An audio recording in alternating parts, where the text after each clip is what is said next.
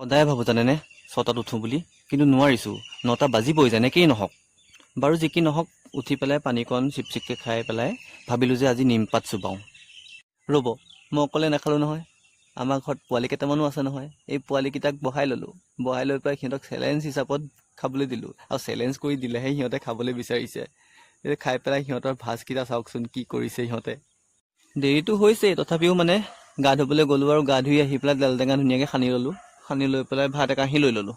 ভাত একাহি নাখাওঁ আকৌ দেই, মই কমায়েই খাওঁ, কথাটো কৈছোঁ আৰু। তাৰপিছত আৰু জল্দা জল্দি কৰি পেলাই আৰু দোকানলৈ বুলি বাইকখন ষ্টাৰ্ট দি পেলাই ওলাই আহিছোঁ আৰু। ভিডিঅ' বনোৱা ষ্টাৰ্ট কৰিছোঁহে, লাগিবই দিয়কচোন ভাল হ'বলৈ কেইদিনমান। আৰু আপোনালোকে ছাপোৰ্ট নকৰিলে কোনে ছাপোৰ্ট কৰিব কওকচোন বাৰু। ধুনীয়াকৈ চাফা তাফা কৰি ধূপ ধূনা জ্বলাই থাকোঁতেই আহি গ'ল কাষ্টমাৰজনক কাম কৰি পেলাই ধুনীয়াকৈ তেওঁক বিদায় দি বহি গ'লোঁ।